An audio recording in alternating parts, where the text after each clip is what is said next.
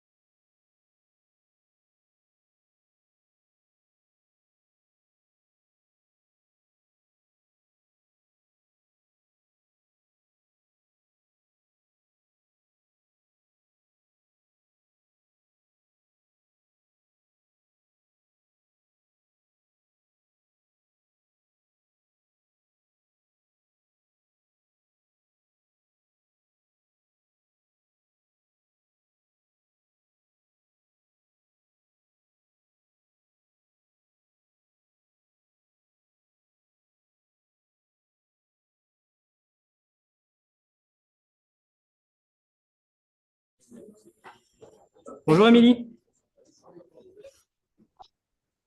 Et on ne t'entend pas. Ah, allô, allô? Ah, oui, c'est bon, là on t'entend. Super.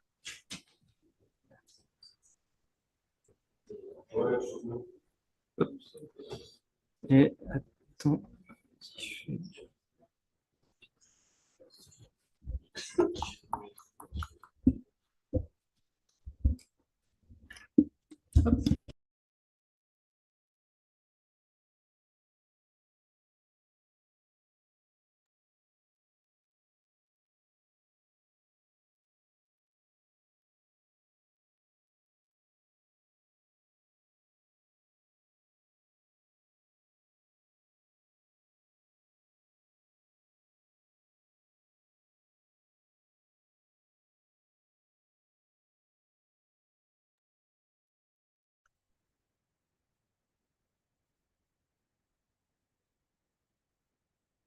Ah, bonjour. Alors, j'entends plus personne. J'entends pas. Qu'est-ce qui se passe?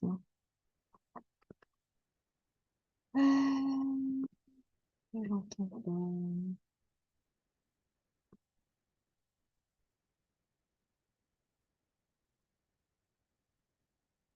Ah,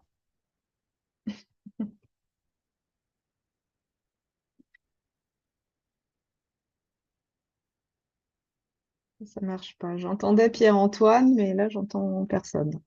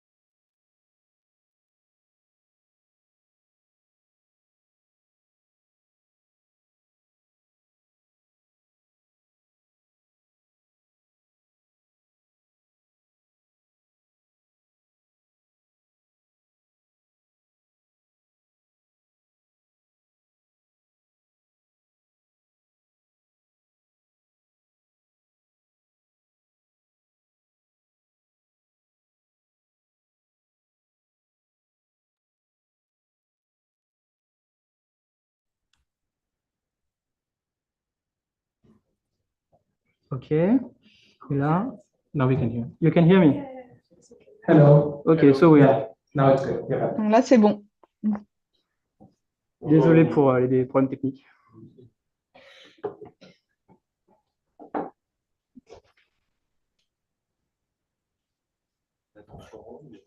On attend Florent et puis Chakaya. On a déjeuné à la retour, donc il va être là.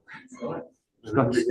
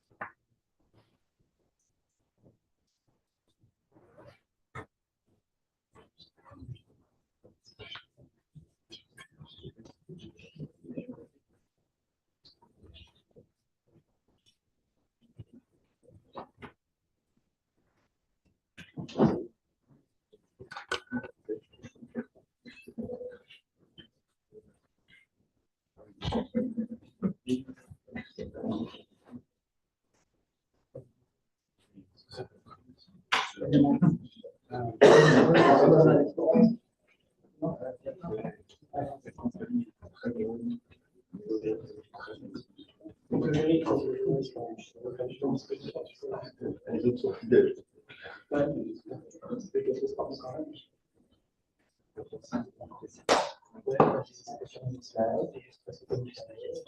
Ouais, mais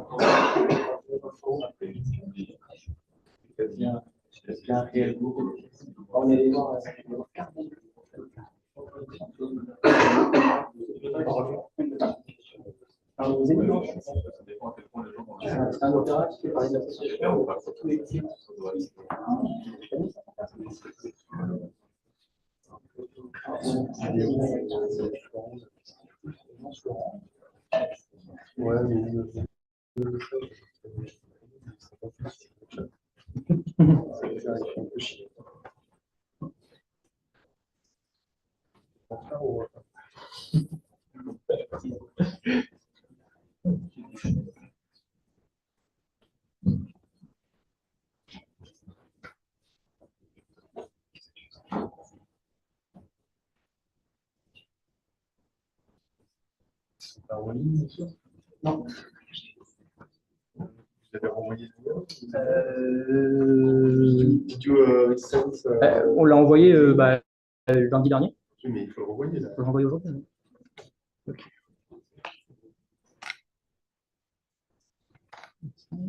Tout. Saksakaya. Martin.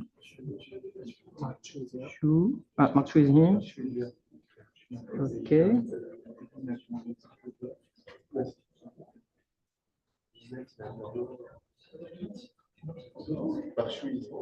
Yeah. Good morning, Mark.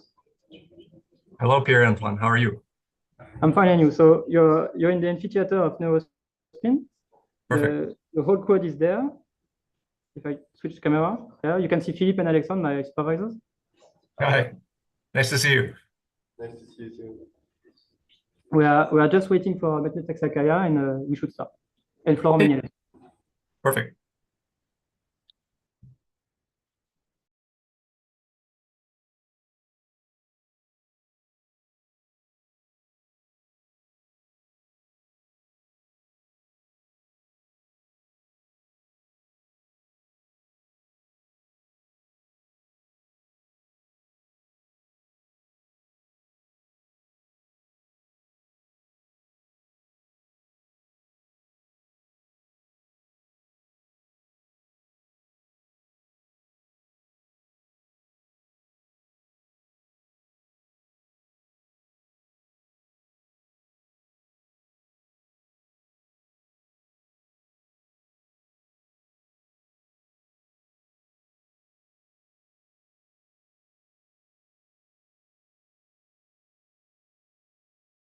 No, you can. Emily, can you hear us? Yes, perfect. Would you be glad to introduce every jury member once Mehmet joins us? He's coming up. He's here as well. Okay. Yeah. Good morning, Professor Saksakaya. Hi, good morning. Well, good afternoon. Yeah. Glad to see you. Good to see you. So the whole jury is there. Okay, so normally we have to vote in advance to elect the president of the jury. But usually what we do is to delegate this responsibility to the local representative of the university. And Emily will play that role today. So maybe, Emily, the floor is yours to introduce every jury member, if you please. Yes. Anyone?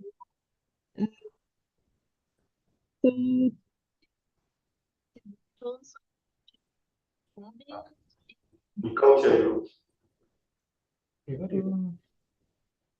We are. You cannot? I think it's on your side because we hear you, but not with great quality. Right? Okay. I will try without this. And now we can hear you. Okay. No, is it better? Is it better now? Yes, definitely. Okay. Okay. So we are here for the defense of Pierre-Antoine. So let me introduce rapidly the jury members. We have the two reviewers, Mehmet Aksakaya, who is associate professor in University of Minnesota, and the second reviewer, who is Mark Chu, associate professor in University of Toronto. Hello to both. We have as an examiner Florent Méniel, directeur de recherche in Université Paris-Saclay in INSERB CEA. And the supervision team, Philippe Siusiu, the PhD director, who is a research director at Neurospin, and the co-advisor, Alexandre Vigneault, also research director at Neurospin. So Pierre-Antoine, you have 45 minutes to present your work, and then we will follow up with some questions. Yes. Let me just switch to the correct setup. Check. Check that everybody. Okay, so you should be able to see my screen online now, as well as in the room. Great. And not here. Okay.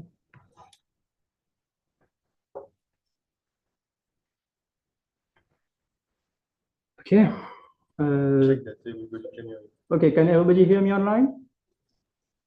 Yes, perfect. Great, perfect. Yes.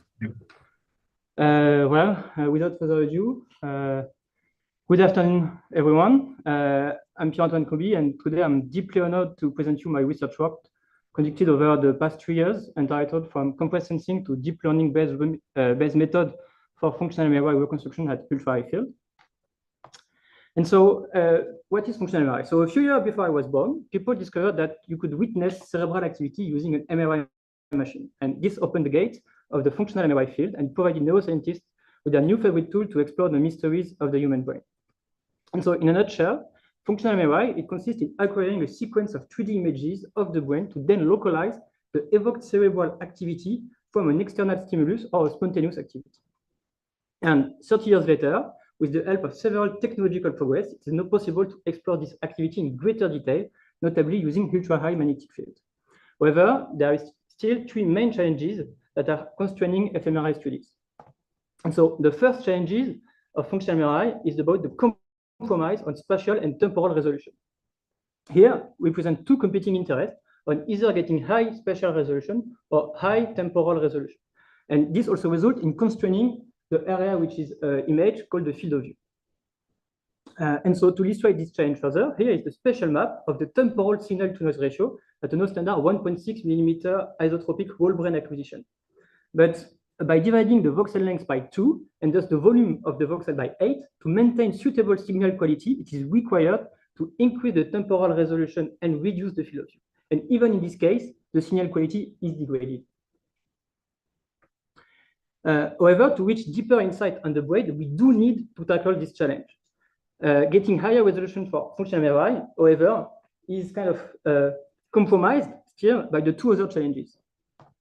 So the second challenge of functional MRI concern the reproducibility, because despite the control and careful design of paradigm, you still get intra-subject variability, as you can't reset the brain before reproducing an fMRI experiment. And you also get inter-subject variability because every brain is different. You have anatomical and also functional differences between every brain. And so measurements are also corrupted by noise. And so you need multiple acquisition of functional MRI data to gain enough statistical significance. And this brings us to our third challenge, which is about quality. The third and last challenge of fMRI is a more technical one, in fact, and it results in a compromise between getting good resolution and good reproducibility. For instance, a typical example is the effect of spatial smoothing on the detection of statistical maps. The way in which the fMRI data is processed has a significant impact on the insight it can provide. Here, with the smoothing, the smoothing width of the kernel width can either boost or even up to delete certain brain activity. And so finally, a crucial question and crucial aspect regarding the production of functional memory results is whether or not our processing of the data invented or forgot some cerebral activity. Without a ground truth, we cannot get certainty on the performance of our methods. So in this thesis, we will contribute to push the limit further on these three challenges. First, I will go into greater detail on how these challenges arise and how the community is currently tackling them. And then I will present my first contribution on the field, which is about using image genosing to boost the quality and the resolution of fMRI data. Next, I will show my second contribution, where we built a ground truth for the quality and assess it with reproducibility. And then I will present my third contribution, which is about using deep learning to reconstruct fMRI data and how it can help to tackle these three challenges. Finally, I will conclude and show some perspective on that this work has happened. So first, let's start with what we can do already about those challenges.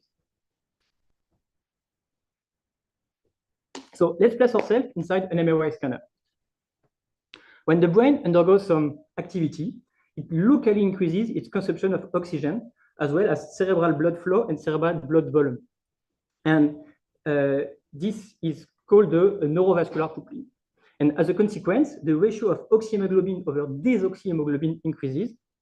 And this induces a local change of a parameter called T2 star that an MRI scanner can witness as it locally disturbs the magnetic field. And overall, we can witness this cerebral activity through the so-called bold contrast, which manifests itself as a transient increase of a couple of % in the MR images. And the way the bold signal evolves over time after a stimulus is called the hemodynamic response function. And so, as we saw, functional MRI extracts this bold signal as a proxy of the cerebral activity from a sequence of volume acquired using an MRI machine.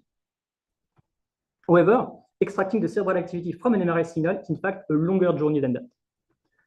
It all starts with the raw data acquisition in the origin sampling domain, which consists of spatial frequency known as K-space, which then need to be reconstructed into a sequence of 3D images.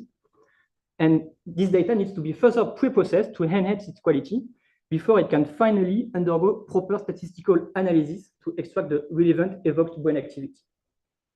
Now, let's see how each step in this journey is used to tackle the challenge of functional MRI.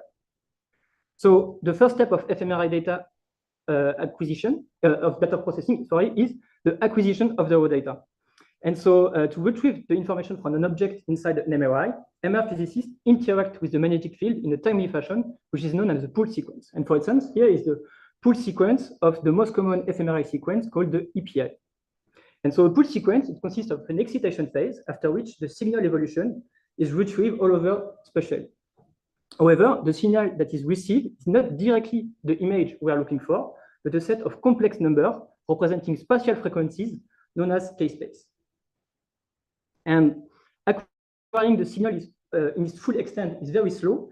And so people have developed techniques to accelerate these acquisitions, notably parallel imaging and compressed sensing and the use of non-Cartesian sampling in the K-space, which allow to accelerate further in the sampling of the K-space. And so to aim for higher resolutions, we are constrained by the so-called T2 star decay. We'll discuss that further in the presentation. And we have to compromise on where to sample the frequency. And so in this work, we are going to combine both parallel imaging, compressed sensing, and non-Cartesian sampling to acquire our data with the greatest resolution possible. However, this introduces problem in the reconstruction. So the raw data is encoded in the spatial Fourier domain. But what we want is actually the sequence of image that produce this raw data. And so to do that, we need to solve the inverse problem. And our inverse problem here is ill-posed because we have undersampling. And so we have to bring all the information we can have, notably through the parallel imaging and the cold sensitivity maps and the multi-coil data, as well as adding regularization to the reconstruction to enforce good image quality. With that, we get a single image that then needs to be, and this needs to be repeated over time to get the full sequence of images. And the reconstruction is a crucial step to get high resolution images, but it's challenging due to the high dimensionality of the data at hand. Furthermore, we have to ask ourselves if the quality of our data is faithfully retrieved with our reconstruction. And the key aspect is, does our reconstructions invent or forget some brain activity? And so the third step in the fMRI data processing, after it has been acquired and reconstructed, is the pre-processing of those images. And why do we need pre-processing? It's because the reconstruction does not compensate all the issue, and the image needs to be enhanced before analysis. Typically, you can have motion between your images. You could also have field homogeneity, which is a crucial aspect at ultra-high field. And you also have variability between subjects if you acquire multiple fMRI runs. So to tackle motion, you can try to realign your images in the series.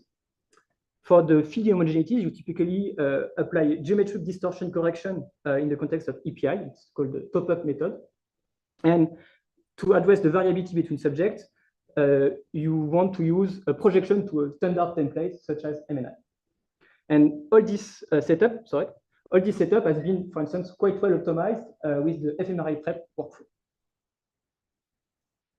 So once the data has been acquired, reconstructed, and preprocessed, we can finally go to the statistical analysis part. And for instance, we can attest task-based or resting state analysis. And in the context of task-based analysis, we want to use a general linear model. And the idea is to extract the effect of a stimulus on the brain. And to validate the presence of the effect, we try to reject the null hypothesis. And since the analysis is conducted voxel-wise, we need to correct for multiple comparisons to avoid too much false positive.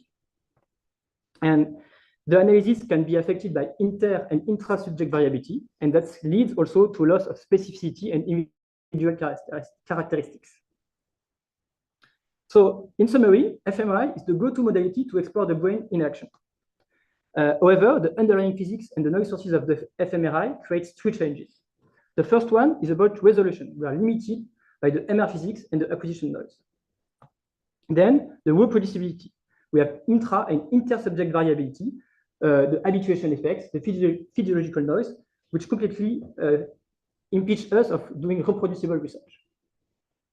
And the third challenge is about the quality and reconstructing fMRI images, as they should be the solid ground on which the pre-processing and the statistical analysis will be performed. So at the heart, acquisition and reconstruction steps, they are intricate, difficult, and they are crucial in the fMRI workflow. And finally, a key aspect is that we have no ground truth data to optimize the whole fMRI pipeline. So now I would like to discuss the first contribution, which in which we look into how an extra step in the pre-processing after the reconstruction maybe could help us into getting good statistical scores despite the high spatial resolution. So denoising functional MRI, it's not novel. And at ultra high field and high spatial resolution, the noise is mostly thermal. Okay, and smoothing is not an option. We have seen that it completely destroys the resolution of our data. And there has been the seminal work of Nordic, which got published at the beginning of my PhD, which really sparked our interest into a local low rank methods. So what are local low rank methods? So if you consider that you have a sequence of images which are polluted by Gaussian noise, you could try to enforce a low rank prior, stating that basically the image does not change much over time. And this is typically enforced with the nuclear norm. However, in the data, in practice, the noise variance may be spatially varying over the array due to the sampling pattern and the reconstructions from K-space. Furthermore, using this global low-rank prior will confront us with two issues. First, the degree of freedom of our data, and second, the memory requirement to handle such a whole array. Therefore, we are instead going to use a local low-rank approach where we are going to work patch-wise. So we are going to extract our patch in so-called Casorati matrix, which are unraveling the patch in the space and time dimension. Before undergoing their singular value decomposition and thresholding their singular value, And finally, we are going to recombine those patches into our array to produce the denoise data. However, there are some challenges, again, to take upon. What is the best choice for the threshold of the singular value? Where should the denoising step be placed in the pre-processing pipeline? And this is still very memory demanding. So about the threshold choice. So we saw that the lowering prior, it's enforced by solving the constrained nuclear norm problem. And so in practice, we use the singular value decomposition of the noisy data, and we're going to threshold its singular value by the function eta. However, we can use some results on random matrices from the Marchenko-Pastur law. So it states that if you have a Gaussian matrix of size n and aspect ratio beta, its singular value, its eigenvalue of the associated covariance matrix follow the following probability law. And in the context of fMRI, we have an aspect ratio of roughly 0.1 and a size of patch which is in the order of thousands. And empirically, we can see that even if the Marchenko-Pastur law is an asymptotical result, it holds true in our context. And so I talked already about Nordic, which is a method which uses a normalization of the variance over all the patches, and then apply an empirical threshold, which is defined as the largest singular value of a noise-only patch. I will also discuss optimal threshold, which leverage more results from the Marchenko-Pastur law, and has therefore a more complex thresholding function. And finally, let's also mention hybrid PCA and MP-PCA, which are quite similar. They mainly differ in how the noise variance is estimated or provided externally from the data, and they were first proposed in the context of diffusion MRI. So now, about where do we place our denoising step in the pre-processing. So typically, we would like to do it maybe before or after the motion correction step. Finally, furthermore, so should we consider complex valued data, or will magnitude image suffice, as they are much more available in practice? And then we want to select the best denoising method. Is it Nordic? Is it hybrid PCA? Optimal threshold? You get it. So to answer those questions, we perform the acquisition of 6 subjects here at Neurospin at 7 Tesla using a 3D API sequence, and they were undergoing retinotopy tasks. And so we had to test 4 scenarios, okay, with the fact of using magnitude or complex valued images before and after the motion correction. And so to enforce reproducibility, in fact, we have 5 denoisers, 4 combinations, 6 subjects, 2 runs. It makes 120 experiments to conduct just to enforce this reproducibility. And so for the efficient computation, we propose an open source Python package called patch denoise. So now in terms of results here, you can see the activation maps after denoising for one of the volunteers of our study compared to the baseline, which is right in the bottom. And all denoising methods improve the detection of activations. However, they still present some different activation patterns. And so on a more global picture, we report here the average boost of activation obtained by local Laurent denoising. You can see that you can get up to 8 times more activations using optimal threshold. So the takeaway here are, first, you should denoise your ultra-high-field fMRI data, okay? And the best method for doing that, according to us, is the optimal threshold method on complex images done after motion correction.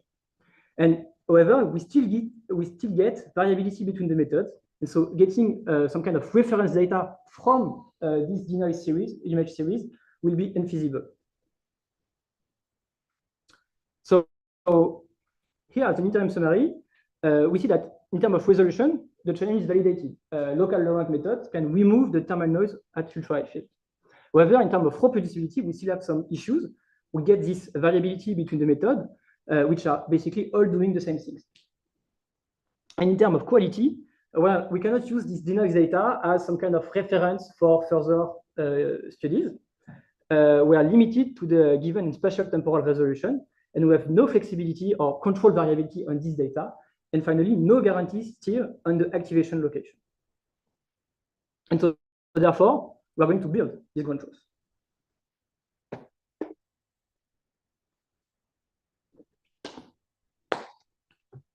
So as we saw, it's impossible to get the same fMRI experiment results twice due to the noise, due to the habituation effects, etc. And then we can ask the question, how should we compare two reconstructions results without a reference? Okay, which one is right? Is this a true detected activation or is it a false positive? And what about acquisition strategy when you went a step further? And furthermore, we could also try to optimize the acquisition and the reconstructions together. And so our proposal to tackle this challenge is a simulator which goes directly from the neuroactivations to the K-space evaluation, so SNAKE. And so SNAKE is great because it tackles intra-subject variability and has great support for non-Cartesian sampling. So you may say that it already exists some simulator in the literature, notably MRI simulator, but those are expensive and they produce a single K-space because they use the PDE model of the block equations, which is very expensive to compute. Then you have a functional MRI simulators, but in fact, those, they only work on image series and do not provide K-space data. And only our solution, SNAKE, is able to do both, to provide K-space data from an fMRI, a simulated fMRI time series. So how does it work in practice? So we're going to simulate the brain. So we need to have some information on it, like a brain phantom. We also are going to need the paradigm design we are going to simulate, as well as the model of the neurovascular coupling through the HRF, and the acquisition settings, so the pulse sequence and how we are going to sample in the K-space. Then we are going to produce this K-space data, reconstruct it into a series of images, and we are going to be able to do its statistical analysis and validate it against what we simulated. And so in the following of the presentation, we will mostly focus on how to select the acquisition and the reconstruction part.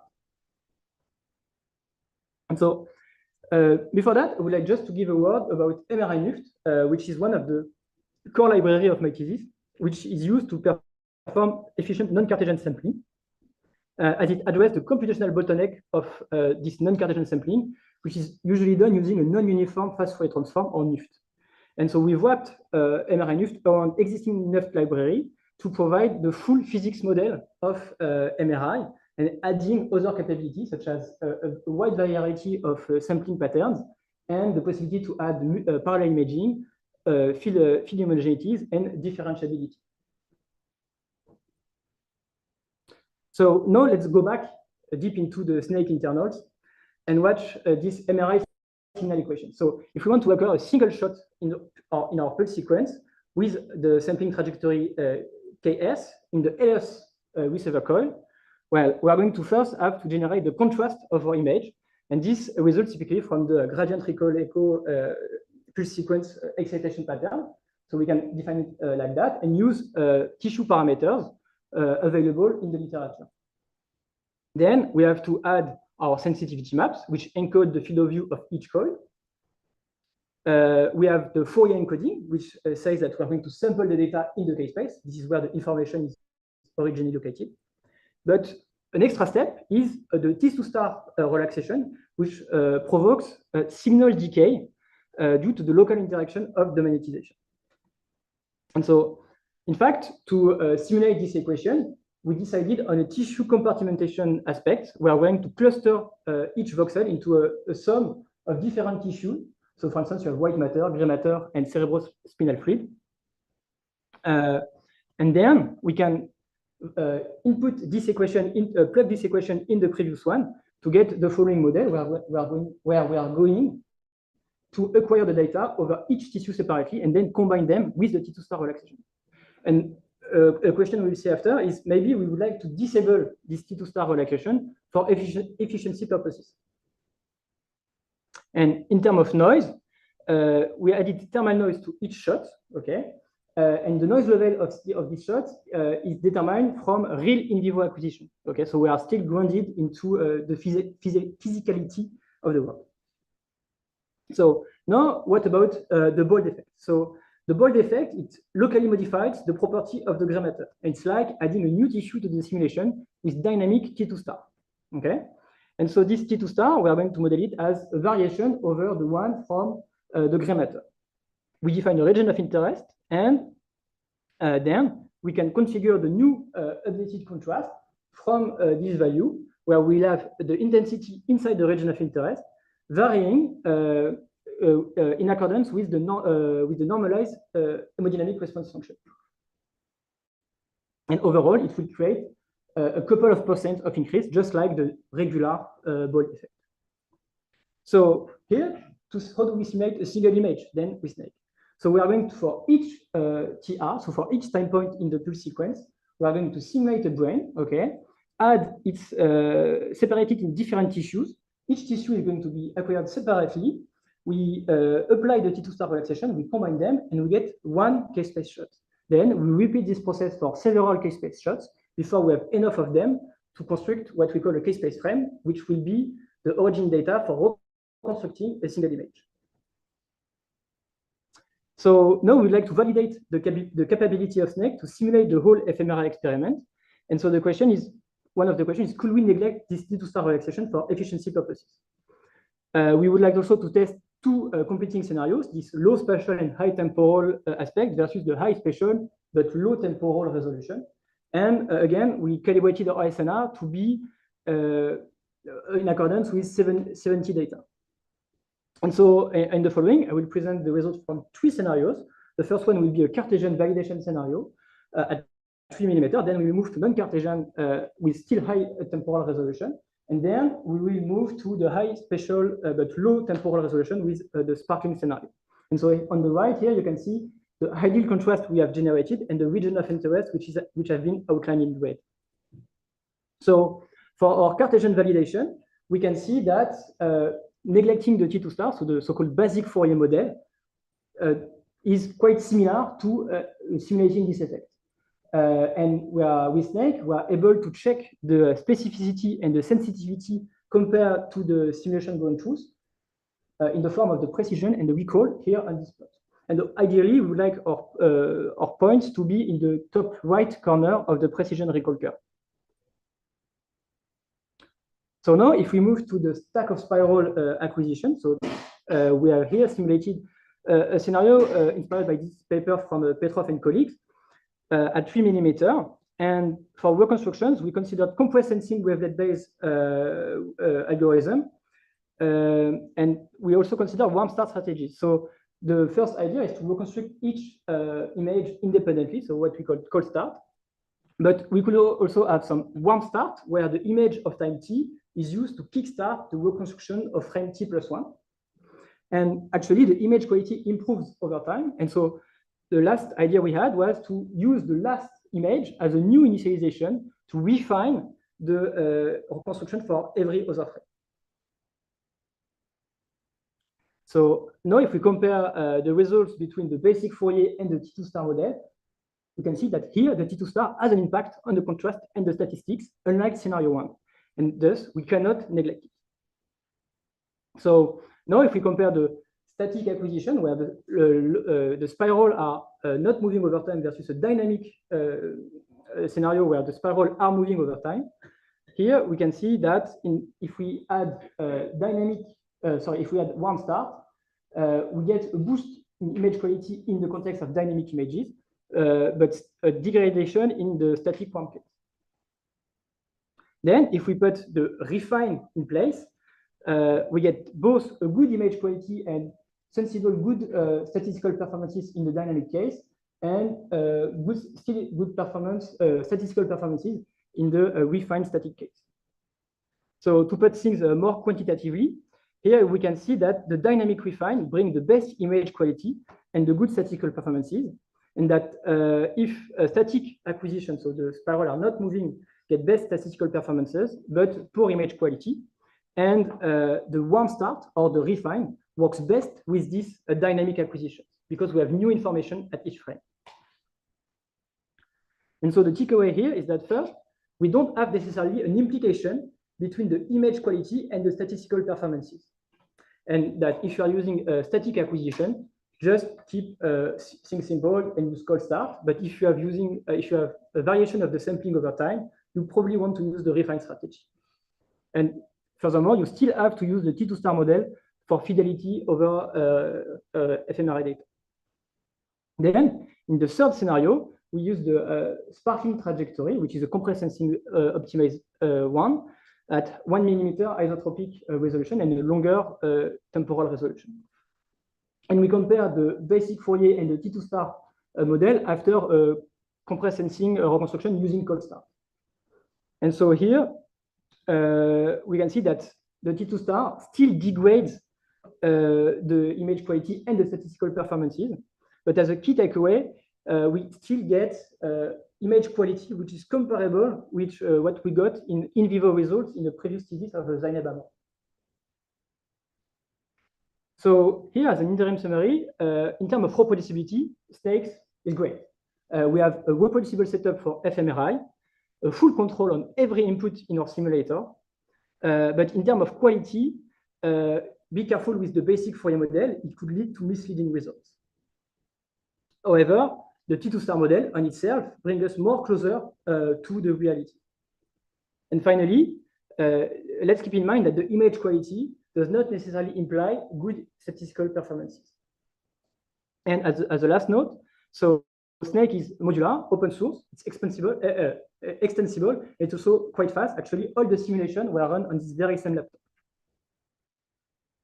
So now I would like to, so with Snake, we saw how the compress sensing could perform. And nowadays, a natural endeavor is to try to use deep learning to boost things. Okay. And so here I'm going to present two papers. Actually, the second one was not introduced in the manuscript. And so it's one new work just for you. So if we consider deep learning for inverse problem, at the beginning of the presentation, we saw how we could solve by minimizing inverse problem, by minimizing an object function that combines a data consistency term, typically named F, and a regularization term, typically named G.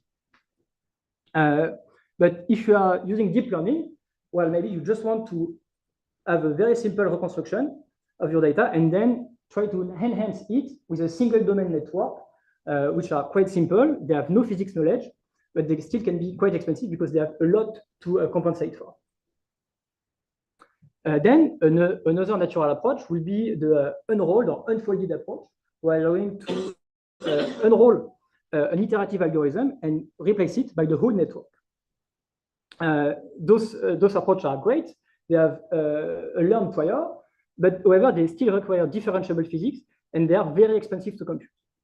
And furthermore, they are trained for a single cases, for instance, in context of MRI, a single acceleration factor or a single sampling scheme. And so, therefore, they often fail when you take them out of their distribution training. And the third approach that we are going to consider is the so-called plug-and-play approach, where you are just replacing the prior by a learned network, a learned denoiser, which has been trained separately, and it's agnostic to the measurement operator, so agnostic to the sampling, but it can still be sensible to distribution shifts. So functional MRI and MRI still pose challenges, again, to deep learning. So you have overfitting and hallucination, which are quite common in deep learning. And then another aspect is the dimensionality of our data. In context of functional MRI, we have hundreds of frames, millions of voxels, which are complex valued. And so this means that we have a lot of problems to tackle. We also have a large case space. So in the context of MRI, we do have large case space data sets. So for instance, in 2D, it's fast MRI, in 3D, Calgary Campaninas, but there is none for functional MRI reconstruction. And moreover, those data sets could be submitted to so-called data crime, so biased in the data. Typically, you are only working on magnitude images, which makes no sense in MRI, or you have any population bias, for instance. And then another problem with those methods is that once you have trained them on a supervised data set, which is great, often they perform poorly to other data sets or to other measurements conditions, so other sampling patterns. And a good candidate to overcome those challenges is the plug-and-play method.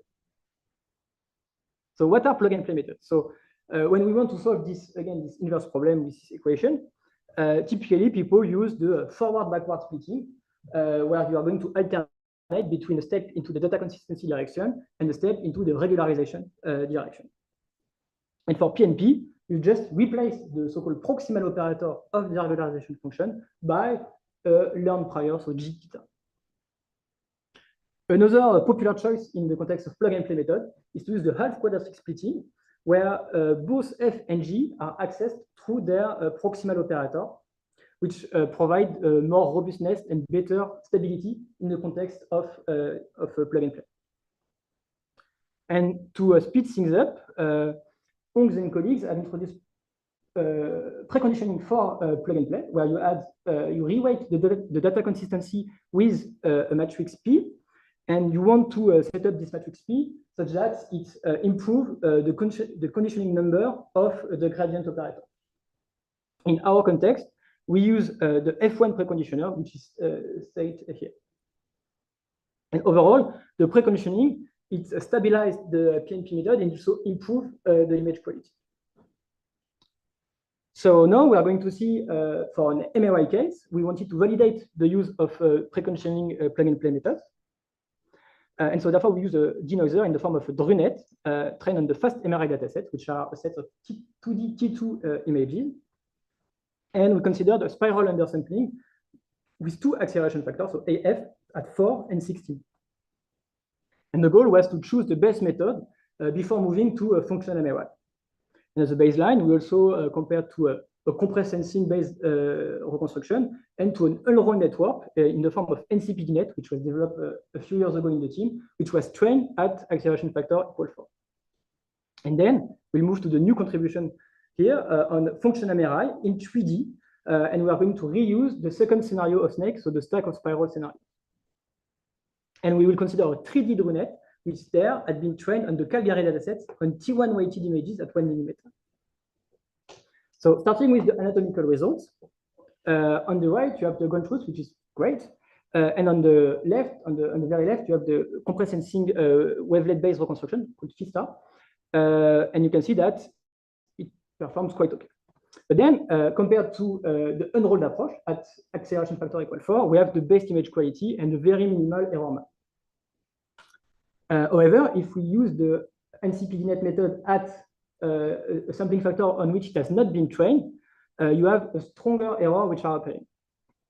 And a fact with structure, so we don't want this structure in the errors.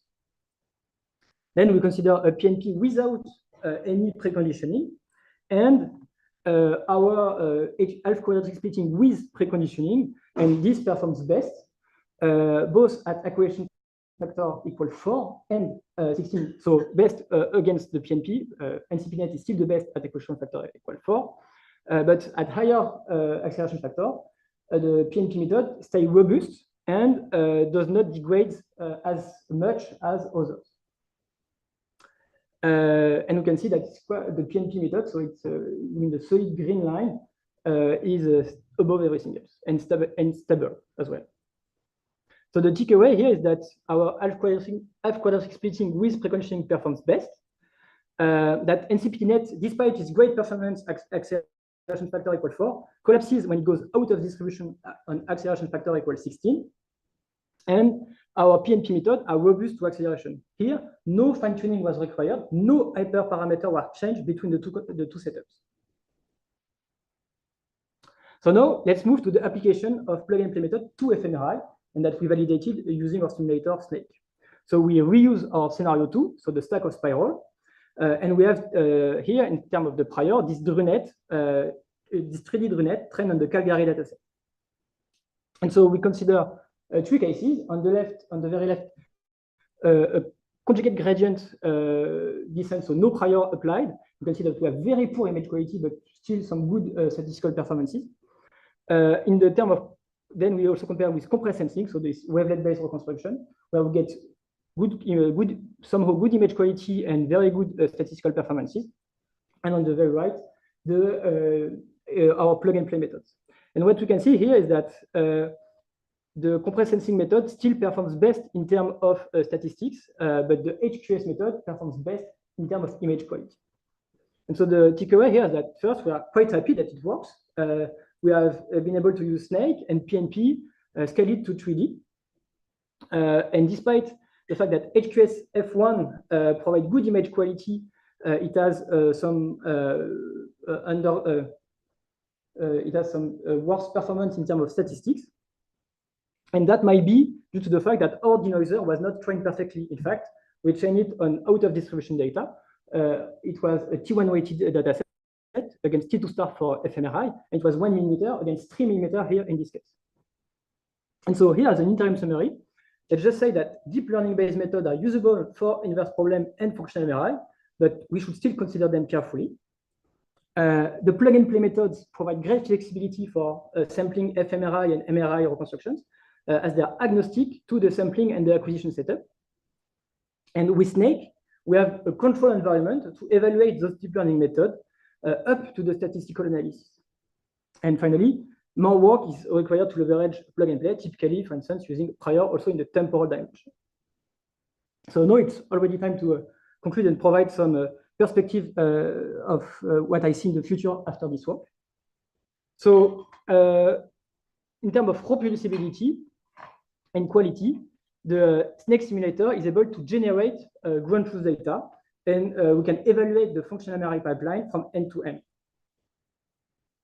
In terms of resolution and reproducibility, Snake can generate such high resolution data and with fidelity.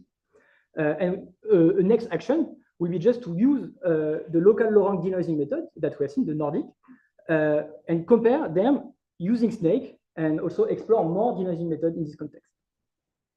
And finally, in the context of high resolution and great quality, so we can see that this local Lorentz denoising method with optimal thresholds was the best to get this quality without sacrificing the resolution.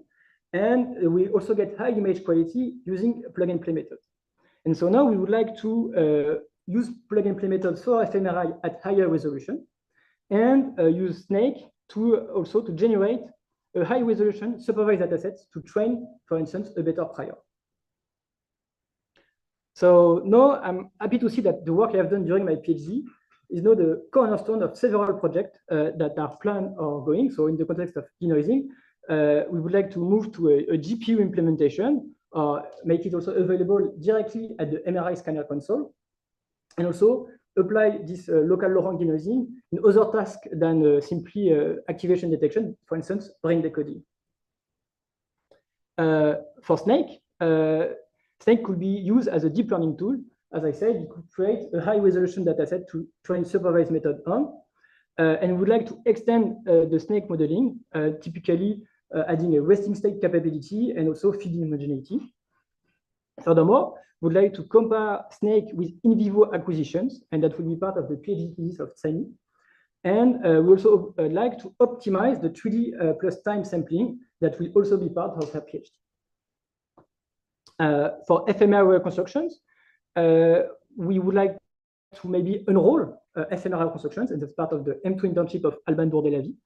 And we also would like to improve on this temporal regularization prior, and that will be the PhD of Xiaoxin Li, which will start in June. Then, regarding plug-and-play methods, we would like to also consider energy-based model and use them in a more broad setups, and also the use of equivariant networks, equivariant PNP, typically for anatomical images like MP2Reg at 70. Now I would like to highlight some of the contributions I made during my PhD. Notably, major outcome of this thesis were the software I have developed. And I really have put all my energy in that to foster reproducibility and open science. And I also had the pleasure to supervise 2 students as summer interns, and our collaboration shined through these works. And in terms of scientific publication, I have submitted 2 papers for peer-reviewed journals. One of them is going to be accepted probably tomorrow. And I have presented my work in several conferences. And so as a final note, I would like to thank all the people that who have contributed to this work, and notably my supervisors, my colleagues, both at Neurospin and at INRIA, and also many more people which are not here. And I would like to thank you all for your attention.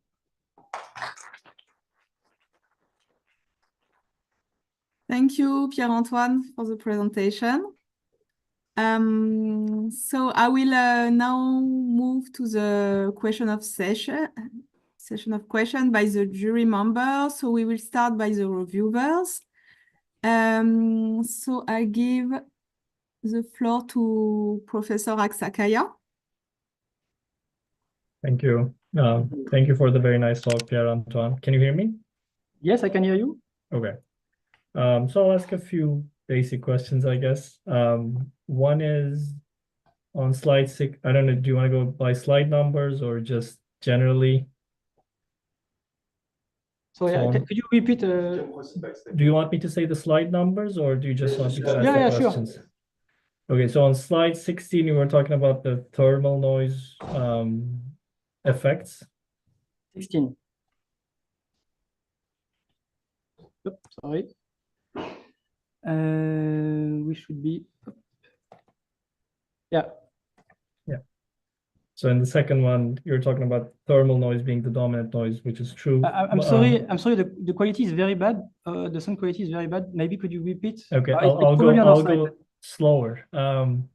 So you talked about the thermal noise effect here, and then there's also this physiological noise that we have to deal with. Yes. What is your take on that in terms of denoising methods? Yeah. Thank you for the question. It's a great one. Actually, I've prepared a backup slide for it, so I'm very happy. About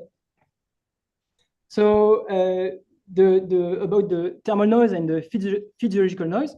So there is this graph which is by Triantafilo and colleague. I forgot to put the citation.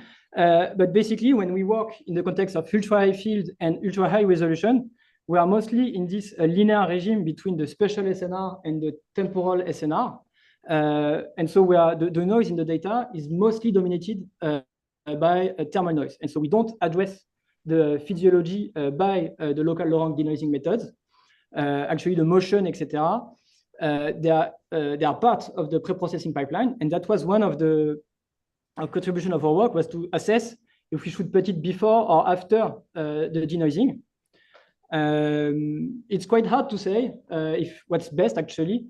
I stated in the presentation that you should perform it on complex value data after motion correction. That's the most expensive way of doing things. And probably if you don't have much motion in your data, you could just perform the denoising first and then proceed with the motion correction. So actually that ties in with my next question, which is going to be on slide 20. Okay. So there are two things about doing motion correction before denoising. So one is, and you talk about this in your thesis, it changes the distribution of the noise, right? So once you do the motion correction, your reconstruction noise is no longer going to be Gaussian or IID. Yeah. So that's going to violate all the assumptions of these methods that are trying to determine some sort of random matrix theory-based threshold. And then the second aspect you could also say that by applying motion, you get more mixing, and therefore by the central limits theorem, your noise becomes Gaussian. But as I said, the idea is that first, the Gaussianity assumption only holds if you're using complex value data. If you move to magnitude images, you're already in a Rishan noise. And so here we basically tested every possibility. And so the fact that performing the motion correction before, even if the noise is not Gaussian anymore, you improve the low rankness of your data because the brain are more aligned over time. Okay, that I agree with. And then the threshold, I guess the claim is it's not too important. But the second aspect of doing motion correction before denoising is if you're at a really high resolution where you're really SNR limited, then motion correction will not work that well on that data anyways, because it's too noisy to perform motion correction well. So how do you handle that? Let's say you're at 0.3 millimeter resolution, right? So how are you going to handle that in that case? Well, in this case, maybe you denoise, you realign, and then you reapply the denoising. That could be a possibility. Otherwise, you could have better motion correction steps. For instance, maybe you don't need to have 0.3 millimeter resolution to perform the motion correction. So you smooth your data a little, you estimate the motion correction, and then you apply this motion correction on the very high dimension before proceeding to the local Laurent denoising. Okay, sounds good. On slide 24, I was curious about these image-based methods. So I guess you alluded to this later. If you drop the T2 star relaxation and you can just go from the image domain sort of to the K space, right? So one of the negative things you said about these 5 methods here was that yes it's and only no. Yes and no, because by doing that, so this fMRI simulator, they generate every image, so they have a resolution of a volumic TR, whereas with Snake and the use of the and so this big picture, with Snake we have a resolution of a 1 unitary TR, and so we have independence in how we are sampling in the K space. And this is not something you can do with this image only fMRI simulator, because you will have a resolution of 1 volumic TR instead of a unitary TR.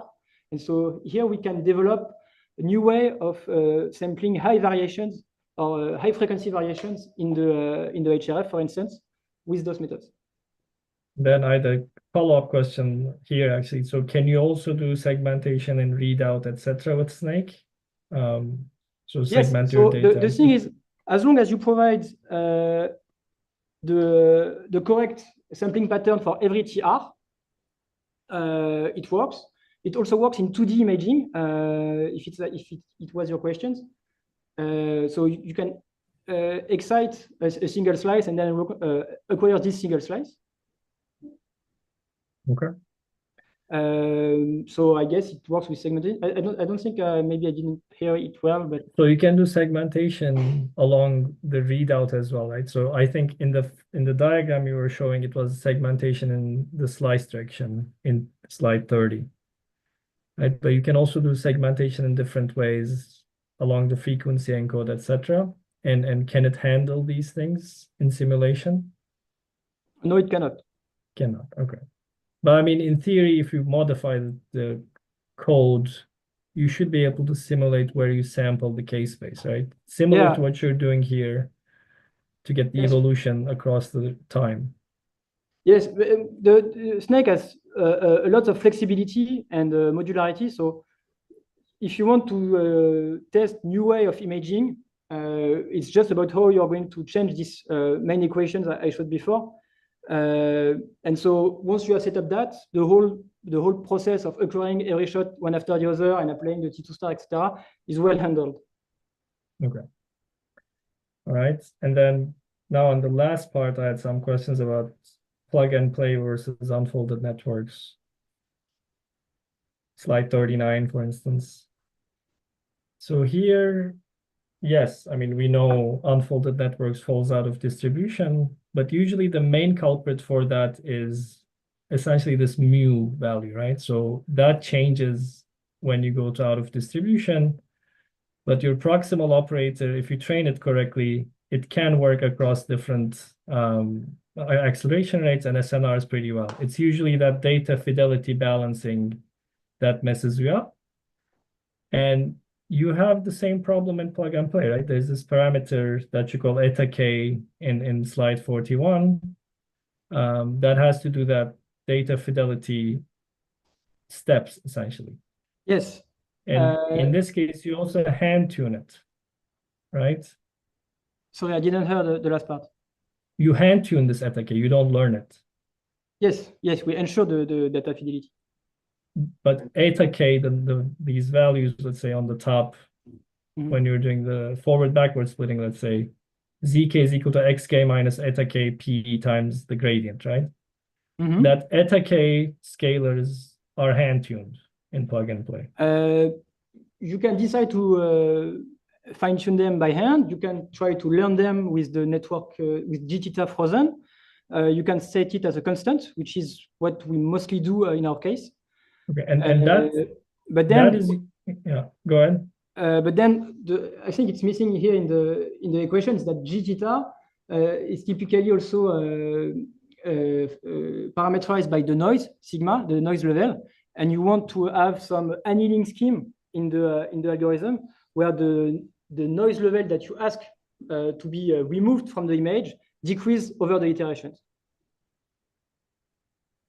Okay, but your network architecture does not change, right? The network that does the denoising is the same, but only knows the signal value. Yes.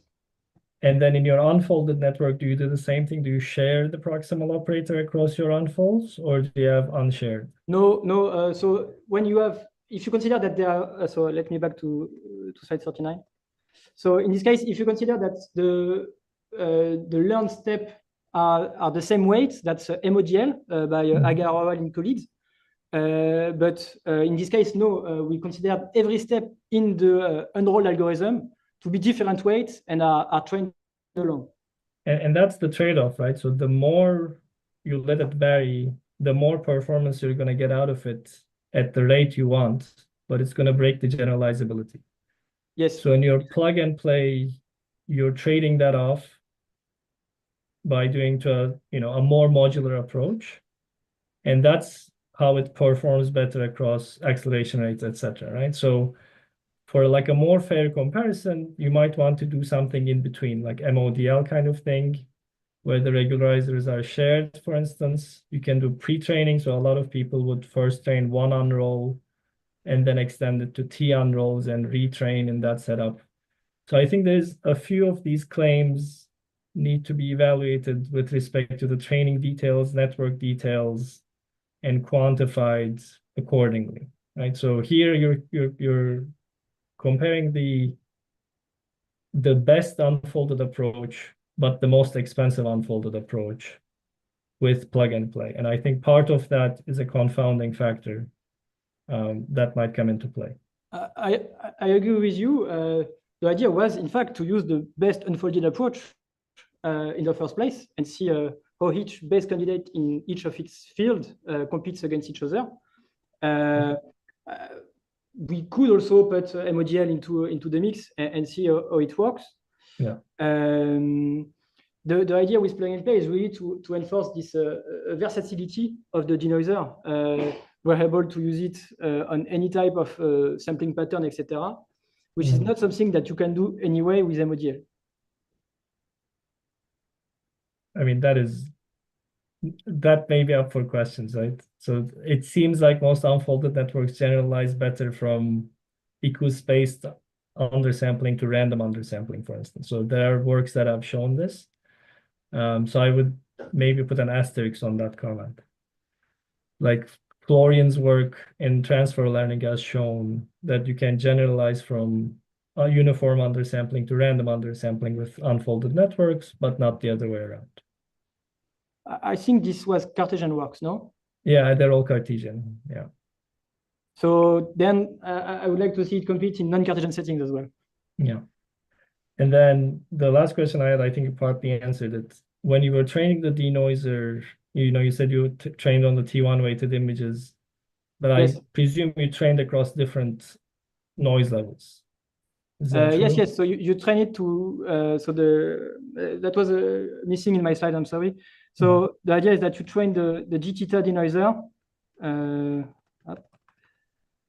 You train this G theta denoiser to denoise specific level of noise.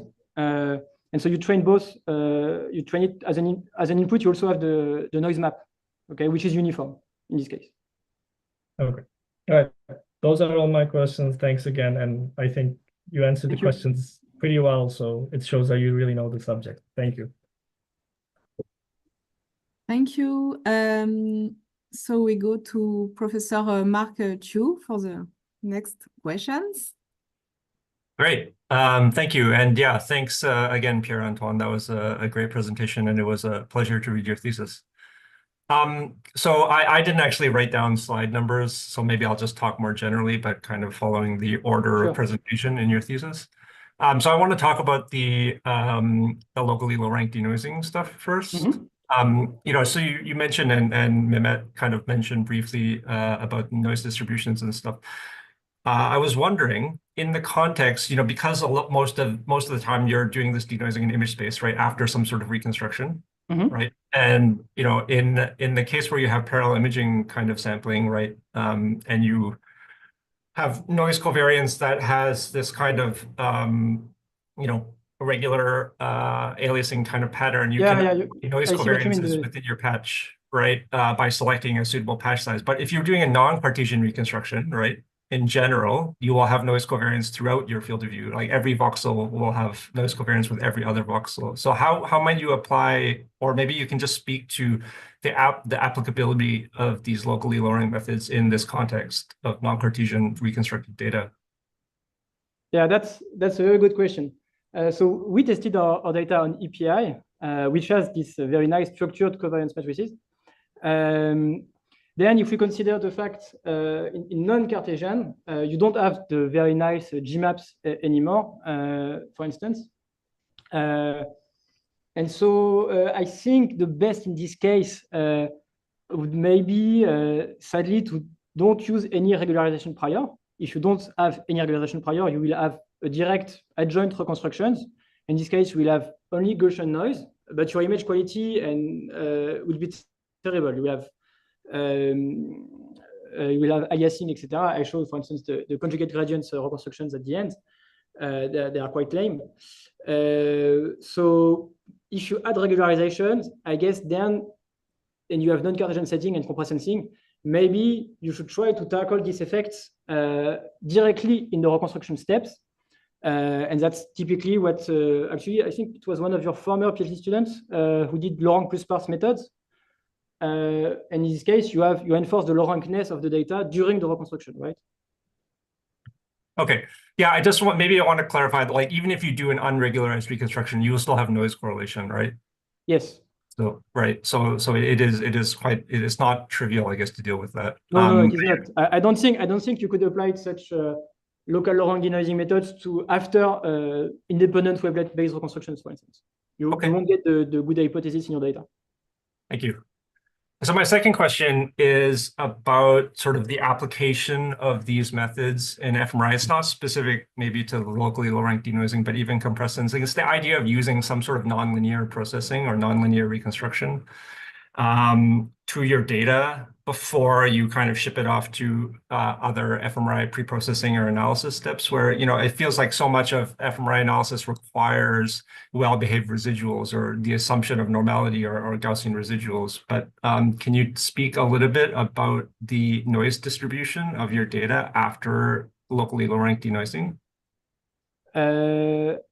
Yes, I can. And so you said about the hypothesis that they do in the pre-processing and the analysis case. Typically, once you have denoised your data using a local rank method, it is not necessarily a full rank anymore. And in the context of the GLM analysis, typically, the time series are, we make the hypothesis that they are independent of each other, which is not necessarily the case anymore due to the low rankness approach we use. And they should have full rank in the time dimension. And this is not necessarily the case anymore, again, due to this method. And so that was a question that was asked during one of the former presentations in this work. And so this kind of limits how we could assess if the regression part is working well. And that's why typically in the conclusion of my talk, I propose to use brain decoding, to use local rank denoising in brain decoding settings, where you don't have this hypothesis of full rank anymore. And therefore, it would maybe work best in these cases. Right.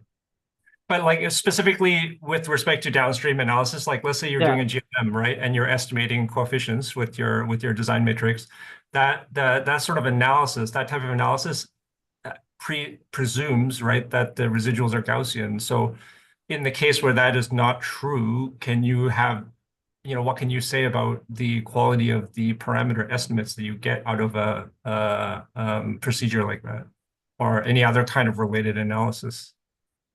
Well, if there is noise remaining, it should be Gaussian. I hope so, at least.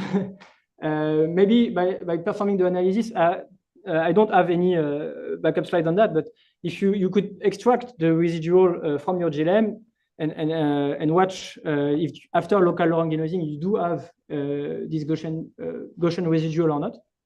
And for instance, in the context of compressed sensing, I think it was one of your questions in your report. For compressed sensing, also you can ask this question on the Gaussian residual for after the reconstruction itself. And for that, we also have results showing that it's Gaussian. And the last question on this is, when you're evaluating these methods, one of the things that one of the metrics that you're using to evaluate success or positive outcomes is sensitivity, right? But do you do any assessment of smoothing with respect to that potentially being something that drives the sensitivity increase? Like, is there some way for you to account for any incidental smoothing, I guess I would say, or loss of effective spatial resolution? Yeah, thank you for the question.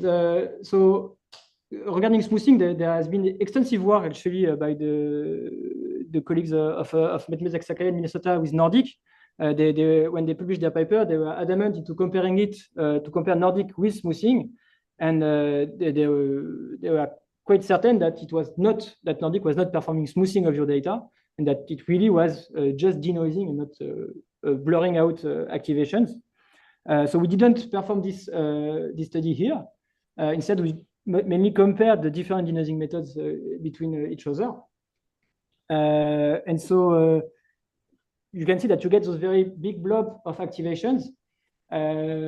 This typically could be due to VINs in the brain, rather than just that has been revealed by the activations, by the denoising, rather than true activation by itself.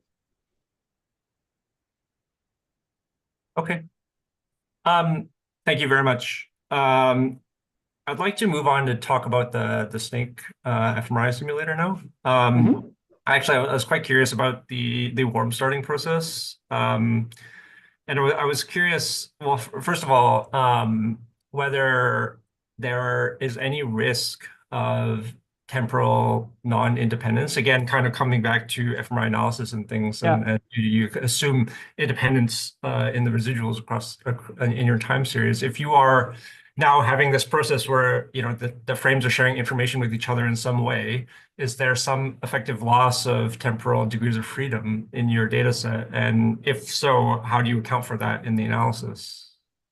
So I would say in theory, no, because we have even if we have the warm start strategy, each frame is reconstructed by optimizing a convex function, which only depends on the data fidelity term of this frame only. So you are only the initialization change. And so if you look at in theory, I would say that you don't get any leakage from one frame to the other. However, in practice, we do see that we have leakage of the image quality by itself. And so the question on this analysis is still a work in progress, I would say. Luckily, because we have the snake and we have access to the ground truth, we can perform this analysis. Okay, great. Yeah, thank you. I was wondering, with respect to this simulator as well, I know you mentioned in your thesis, I don't know that you talked about it too much in this presentation, but that you have like the capability or to incorporate off-resonance maps and things like that, right? But I think in the results, you didn't show incorporation of off-resonance. But I was just wondering, with respect to just maybe talking about the inputs to the simulator, like you have these tissue segmentation maps, right? You use those to generate your signal. Would you also have, if you were to incorporate off-resonance, would you have that off-resonance be, I guess, strongly coupled to the underlying tissue maps, in the sense that like the off-resonance map, right, is not completely independent of like the sample, right? Because the susceptibilities and stuff impact the net off-resonance. But if you were inputting an off-resonance map as like an independent sort of input and imposed in this way, do you foresee any sort of issue, I guess, with the mismatch between like a sort of physically non-plausible off-resonance map and your sort of underlying tissue. Yeah, so there is several aspects here. First, I guess you would like to align at least your B0 of resonance maps that you maybe acquired at the scanner with the one from with the tissues and the phantom of the simulator. Luckily, in Snake, we do manage affine matrices, so we could align everything together.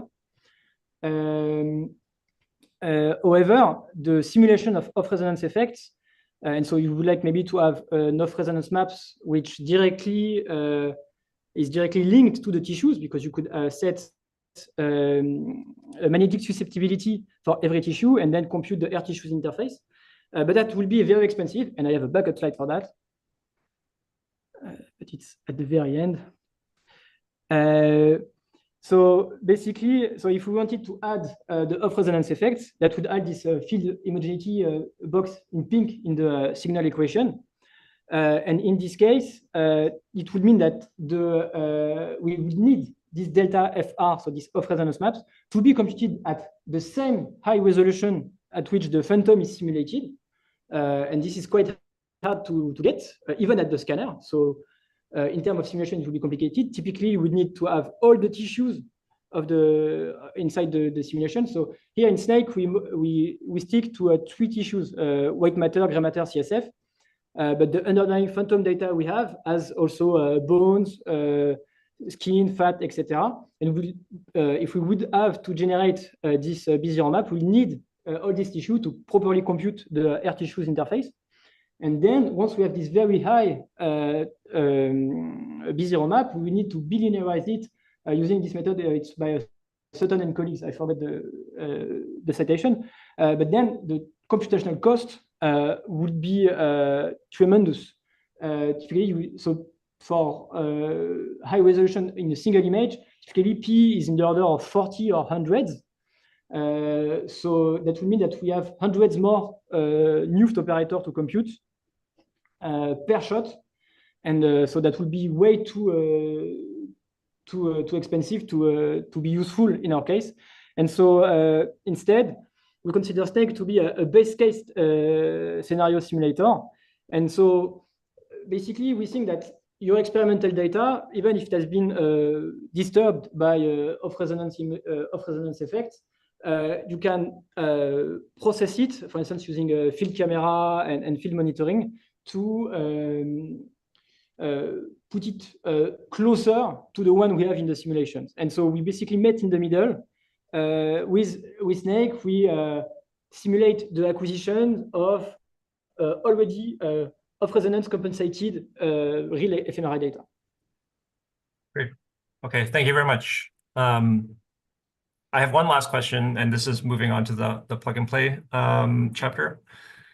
It's more of a sort of, I guess, high-level philosophical question, but you raised the issue that a lot of these data sets that you might train on are noisy, like the FastMRI data set, right? And in the thesis, you talk about pre-processing the data and noising it first prior to training.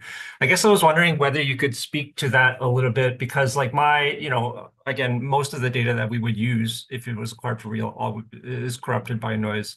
But I've always thought that it's not a huge deal, because like in expectation, if the noise is zero mean, you kind of use this noise to noise type argument that that the network will learn anyway. And so I was just curious if you could speak to the sort of choice to denoise the data prior to training, and whether that the impact of any potential biases from that denoising pre-processing outweighs potentially slower convergence with training on noisy data, or any other sort of issue with that. Well, so the idea of pre-processing the FastMRI datasets was mainly to get very clean image on which we are going to train from, because in the plug-and-play settings afterwards, we are going to decrease the noise level after every iterations in an exponential manner. And so it means that in the last iteration, we'll ask to remove a very tiny amount of noise. And if this tiny amount of noise will be below the noise floor of the original dataset, it will not work. And therefore, we decided to pre-process this fast MRI using this neighbor-to-neighbor loss to denoise it before training on this clean dataset again, denoiser. However, I have to admit the marginal gain compared to training on a non-preprocessed fast MRI dataset were quite small, honestly. But still, they were there. So we keep this preprocessed approach. Okay, great. Yep, thank you very much. That's all my questions. Thank you. Okay, so we now move to Florent Méniel. Maybe Florent, I put you on the screen.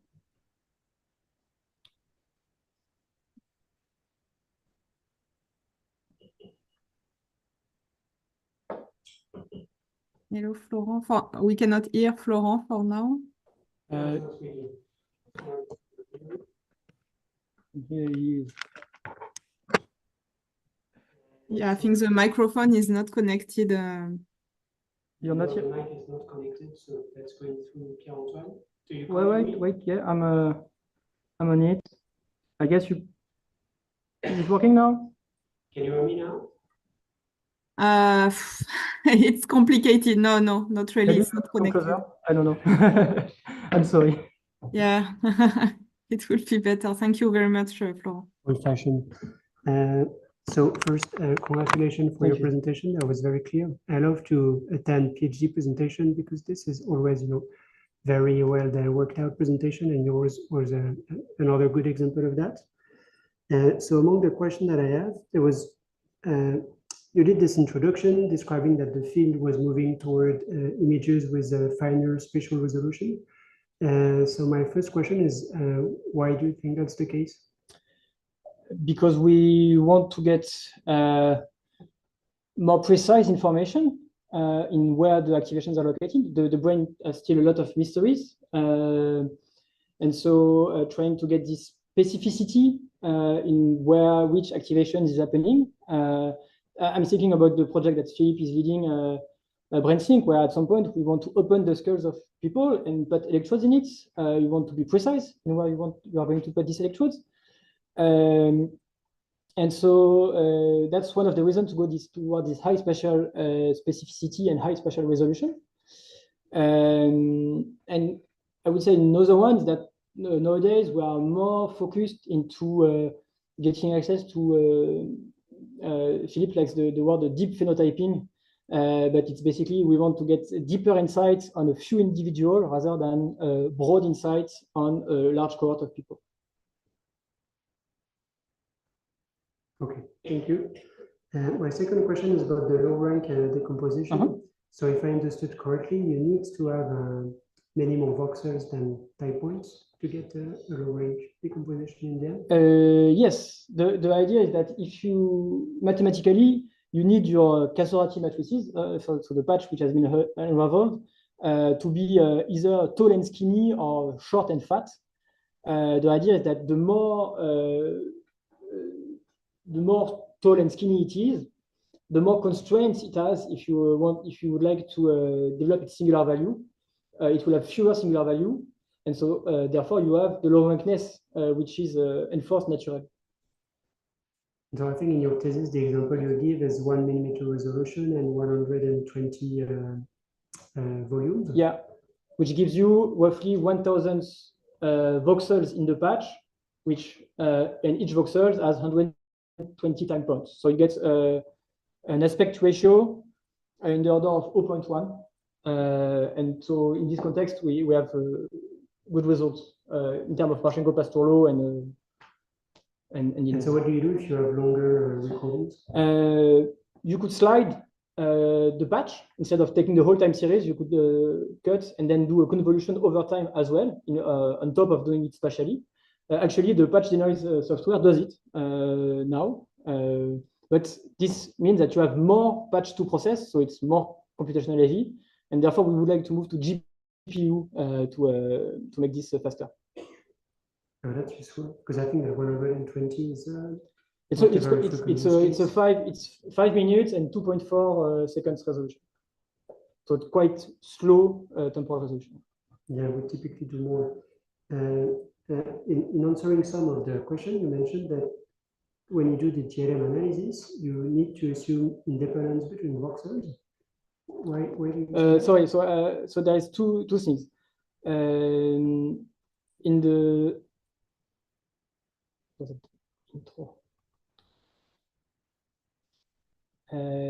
so when you're doing the GLM is conducted, the analysis is conducted independently on every voxel. And then typically you are doing then the p-value threshold for each voxels, and this assumes that each test in every voxel is different, is independent, and by not smoothing but applying this denoising local Laurent method, you may lose the voxel independence hypothesis that is required to perform the GLM analysis independently. And typically people use Gaussian random fields to compensate for this effect. And then the second aspect, and maybe I will be clearer this time, is the fact that the voxel time series Y by itself needs to have full rank so that you can compute the variance over it. Otherwise, you have to divide by the degree of freedom inside this time series. Okay, but the first part, we typically don't assume that they are independent from one another.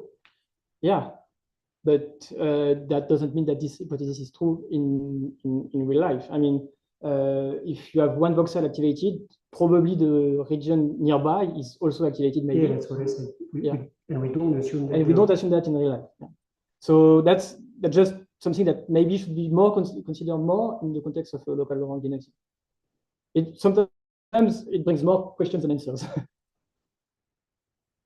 Then I had a more specific question. Could you show the table in which you report the result of the different methods for thresholding? For thresholding. Yeah, I was a bit struck by the fact that the hybrid optimal threshold, the difference between doing the realignment before or after is so much stronger than for the other methods. Why is that the case? We don't know. Probably because when you do the realignment before, you introduce more low rankness in the data because the voxels are more aligned. And because of that, the thresholding function of optimal threshold, which is more complex than the typical soft or hard thresholding of singular value, which is used in the other methods, works best in this case. And so what the only takeaway we can give is that denoise your data, but if you are using optimal thresholding, do it after motion correction. And the idea is that motion correction really realign the data. And despite the fact that, as Professor Sakaya said before, it might remove the Gaussian hypothesis of the noise, it works best. And so you mentioned realignment. What about slice staining correction? Where should you do that in this pipeline? We didn't consider that because it was 3D API sequence. For 2D API, I would say you do it first, the slice staining correction. I don't think it has a strong effect. And my two last questions have already been asked. So great, thank you. Okay. Thank you. So now, so I don't know if I move directly to my question or no, maybe I will leave the two advisors say some words. So I don't know if Philippe or Alexandre wants to start, and I will ask my question at the end, if that's okay. If you're okay, all right. So that's a yes, Emily. So it is Alex, and I will start. So first of all, I would like to thank Pierre-Antoine for his work these last 3 years. I would like also to thank you for your presentation. It was very good and well prepared. Also, I would like to thank the jury that has accepted to assess the work of Pierre-Antoine. This was very kind and very interesting indeed. Of course, I would like to thank Philippe for his collaboration. It is always a pleasure to work with him and to have supervised Pierre-Antoine with him. Pierre-Antoine, of course, you have done a huge work. It is quite easy to see with this presentation. You have delivered outstanding tools for reconstruction, but also indeed for simulation. And as you have shown it at the end, there are many perspectives. So it is pretty good for all of us as a team to be able to play with this in the next future, including maybe yourself working with the tools. Of course, we are proud of the work you have done and your behavior during this PhD. I would like to raise that you have a very good team spirit and joviality as well. And your involvement is pretty impressive. And of course, I think it has been demonstrated today. You have an amazing expertise in computer science. So it is it is always a pleasure to work with you, especially on this kind of topics. Finally, I would like to say that, of course, you are always unsatisfied, and if you could have made this snake tool light enough, it will be probably already an iPhone app. So it is always difficult to slow you down, and of course, this is a weakness, but also force for the future. So thank you very much again, and I hope the best for your career. Thank you, Alexandre, very much.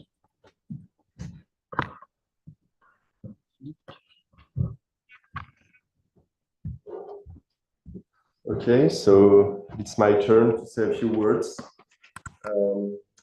So firstly, Pierre-Antoine, so I want to commend you on the quality of your work and the clarity of your presentation, which was... Apologies for this, rings the bell.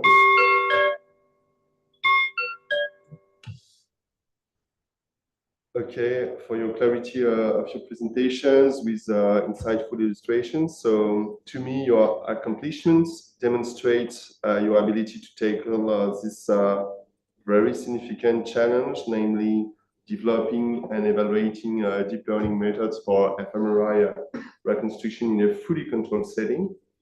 And I would like to say also a few words, giving some perspective about the periods between when you joined the lab and today. So basically, when you joined the MIND team, our software tools were far from the professional standard they are today, and tools like MIND-INRIA, PhD noise, and Snake didn't exist at that time. And over the past 3 years, you have elevated significantly our software engineering and open source release capabilities to an unprecedented level. Of course, you are not just by yourself in this endeavor, but still, this was significant. And this has involved a tremendous workload that basic scientists can scarcely imagine, all while leading the maintenance of this tool alongside with your research activities.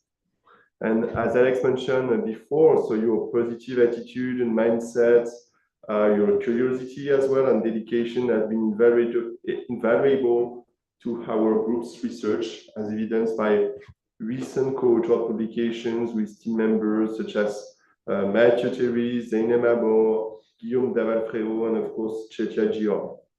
And your support and supervision of interns and young PhD students, including Marie, Benjamin, Saini, and Alban, have set commendable examples for other doctoral students. In regards to your contributions, I think that snakes open new avenues for research, and I would like to ask you a quick question about that. From your perspective, what would be the most decisive actions to undergo to make snake adopted by a neuroscientist? Oh, that's how much time do you have? 30 seconds. So they had another 45 minutes. No, so I would say that's the best thing that could happen to snake is to have more people on board in the development. That's mostly been a one-man job for a full year now, and I would like, for instance, Saini now is contributing. I would like also to highlight that I have some mails from people just during the presentation. There was a mail happening from someone asking questions about snakes. So I wish we could really build some kind of community, and from the community, the usage will come. I think we have good examples in the team propelling community from scratch around given software. So it's a good pathway to follow. I also would like to express my gratitude to Alexandre, your co-supervisor, for his energy, inspiration, and patience in co-supervising your PhD thesis. So the journey has been long and sometimes challenging with moments of frustration as we navigated both progress and sometimes setbacks. So in conclusion, I congratulate you again and thank you for your invaluable contributions to the MIND team. And of course, we look forward to welcome you back as a postdoctoral fellow in September for the BrainSync project after a well-deserved break. Thank you. Thank you, Philippe. Thank you. So I will finish with a few words. So I have some questions, but first, I congratulate you also for the very nice and clear presentation. And I also can say that I was supervising the master internship of Pierre-Antoine with Philippe. Mm-hmm. So I can see now a new Pierre-Antoine. There has been clearly a very big and evolution of Pierre-Antoine as a scientific researcher. So this is very great to see this.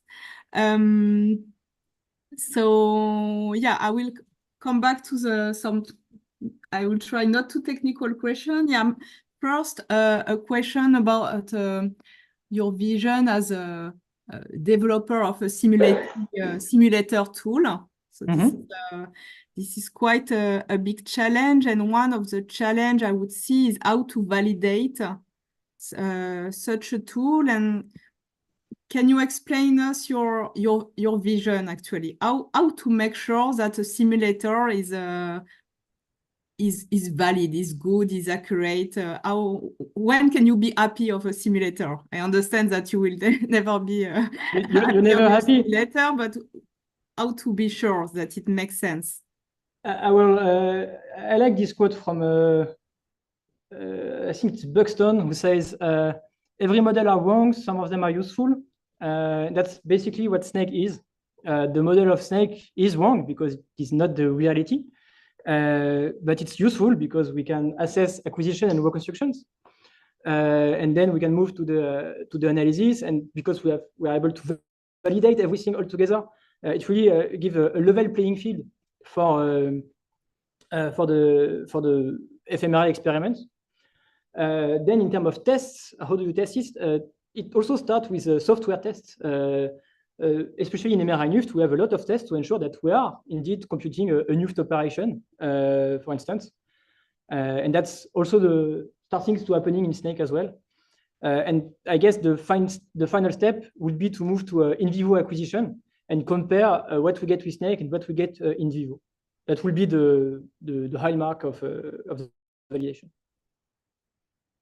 Okay, thank you. And when does it planned? When is it Is it planned? planned? Well, as Philippe said, I'm taking a short break. Okay. But probably after, yes. It's pretty short term. Okay, that's great. So I have another question about the part on deep learning. So you make many comparisons actually of this family of approach. You mentioned plug and play, but also unfolding. So I was a bit curious of what are the reasons which drive you to plug and play and not unfolding? Since you have this nice simulator, you could use a supervised technique like unfolding. So that would be my intuition. So prove me wrong. Why this is plug and play? So the first, I would say the first issue is scalability. As I said, in functional MRI, you have the single X is huge. In terms of raw data, it's in the order of dozens of gigabytes, which is not a simple 256 by 256 RGB image. And so you cannot scale this model quite well technically, even if the GPU memory now is mostly affordable, if you have a couple thousands of US dollars now. But it's still, you're still bottleneck in terms of memory footprint, etc. And the approach of plug and play is quite lightweight. And we saw that we could train a simple denoiser, which has a much less parameters than an unfolded approach.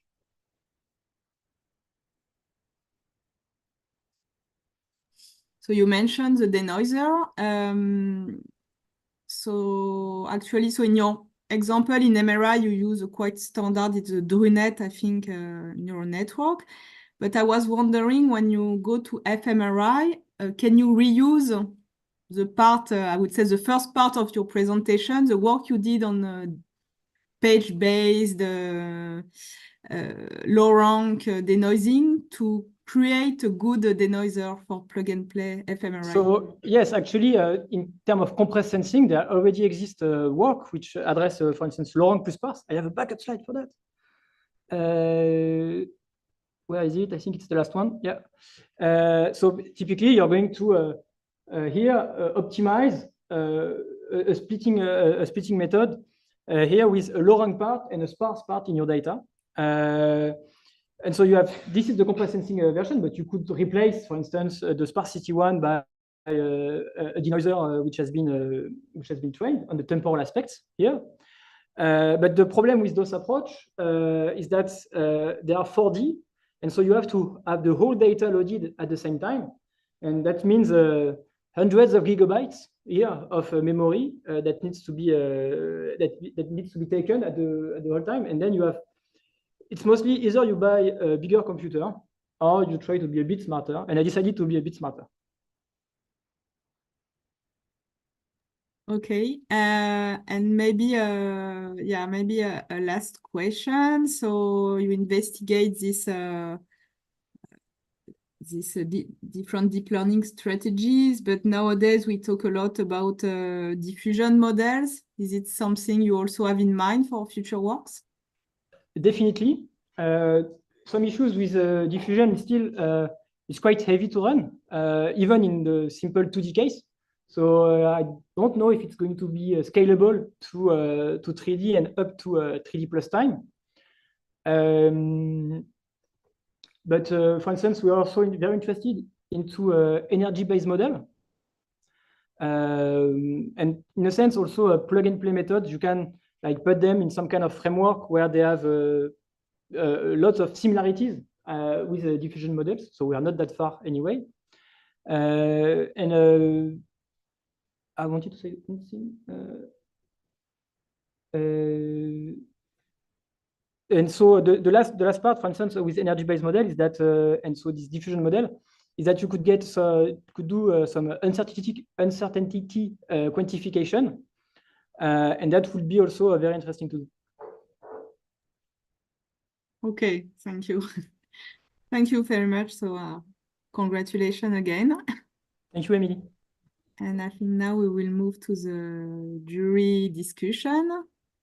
the jury discussion. So I don't know if how do you organize? Both have to leave the amphitheater to maintain the Confidentiality. confidentiality of the discussion. And so I'm going to leave the room, but my computer stays here. And Okay, so we have the discussion in the Zoom, and just to make sure, only people from the jury are connected in the Zoom. yes. So, hello, I don't know if you can hear me. I'm just going to come over here. I'm going to open a breakout room, and I request everyone in the jury to take part in that, because we are going to keep the live stream open to Yes, perfect. the final verdict from the jury. So for the folks in online, just stay on, and we'll get some verdict soon. But I'm going to open, and you should be getting a link to join, including you, Pierre-Antoine. You are going to be needing a link though. So yeah. Perfect, it works.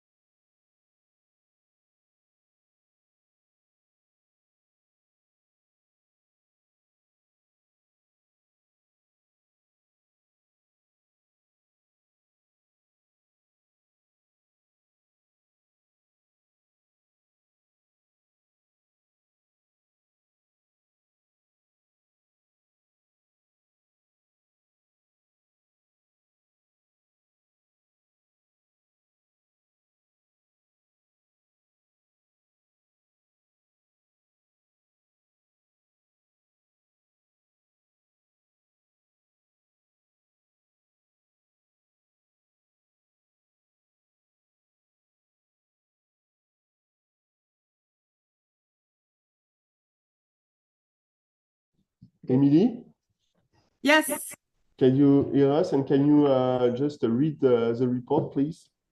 Yes. So now that everybody is back, so Pierre-Antoine, I will read the defense report. So Pierre-Antoine, you present, so maybe I will write it in the third person. Pierre-Antoine COMBY presented his PhD work in functional magnetic resonance imaging image reconstruction. He gave a dynamical, clear, and pedagogical presentation with numerous excellent illustrations to drive the intuition. The presentation highlighted the main insights to be drawn from his work and a complete vision of the perspectives it opens. The jury appreciated the thesis contribution with the implementation of a large class of image processing and inverse problem techniques, from traditional low-rank image denoising to the most recent plug-and-play deep learning methods, and the development of a new fMRI simulator snake. One key contribution is to go beyond image quality assessment by analyzing statistically the properties of fMRI time series. The jury also highlights the impressive programming work with the realization of an intensive benchmarking and the integration of all developments within Python open source softwares. The presentation gave rise to numerous questions, both technical and prospective in nature. The question session highlighted the candidate's strong mastering of the fMRI pipeline, state-of-the-art, across a broad range of topics, from the acquisition physics to the image reconstruction mathematical methods, and his clear vision of the contributions and perspectives opened by the thesis. For all these reasons, the committee is convinced that Pierre-Antoine will make a great career in research and academia and grants him the grade of Doctor in Physics and Medical Imaging of the University Paris-Saclay. And congratulations.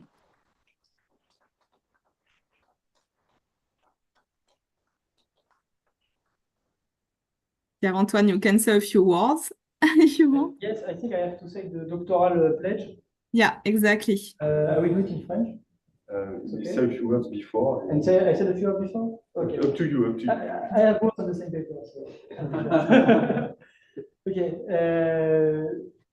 First, I would like to thank the jury, Mehmet, Mark, thank you very much for your reports. They bring really good insights, and I really want to improve on my manuscript from your reports. Then I would also to, and I will move to French now, c'est plus easier. Je voudrais aussi remercier Émilie, qui a été du coup ma tutrice en M2, et qui maintenant me voit docteur, j'en suis très, très fier et très content.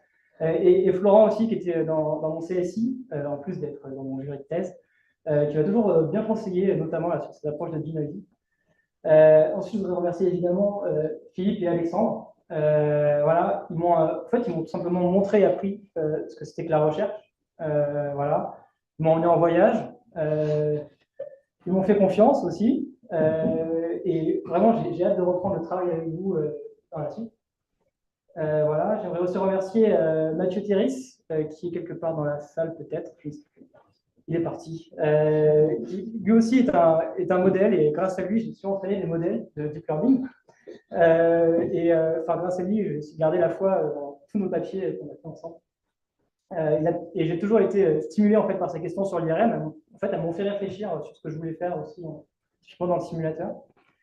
J'aimerais aussi remercier Zaineb et Chetia, Chetia pour la technique. Ils m'ont précédé en fait dans l'équipe et ils m'ont aussi montré comment on travaillait avec Philippe, avec Alexandre. C'est pas forcément facile des fois. Et maintenant, on forme un peu. On était les Sparking Horse, maintenant on est les Snake Charmers. Et j'en suis ravi. Et j'aimerais aussi remercier tous les permanents de l'équipe Mind et Métrique, avec qui je mange le midi, avec qui je discute de sciences, des fois pas juste d'IRM, ça fait plaisir.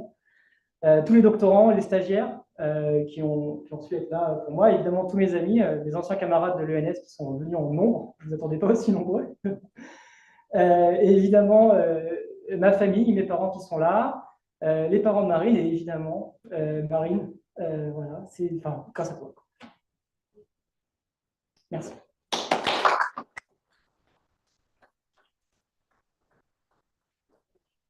Okay. Donc maintenant, il faut que j'arrive à tout avaler et à faire le serment. Alors, donc ça commence comme ça.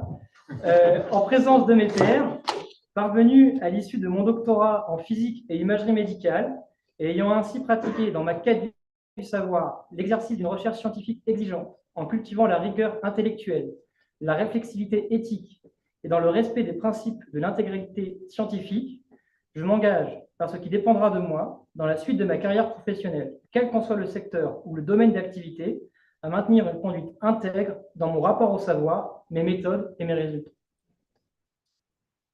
And I will now say it in English for the two joint members. In the presence of my peer, with the completion of my doctorate in physics and medical imaging, in my quest for knowledge, I have carried out demanding research, demonstrated intellectual rigor, ethical reflection, and respect for the principle of research integrity. As I pursue my professional career, whatever my chosen field, I pledge to the greatest of my ability to continue to maintain integrity in my relationship to knowledge, in my method, and in my results.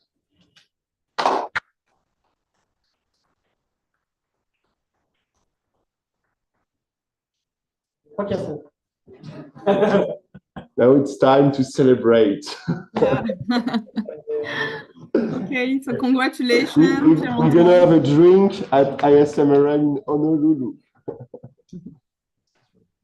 Congratulations. Congratulations. Thank you very much again, Mark and Mehmet. Have a good day. I know it's quite early still in the US. And thank you again. Thank you very much. Enjoy. Thanks a lot. Congratulations. Bye. Okay, bye.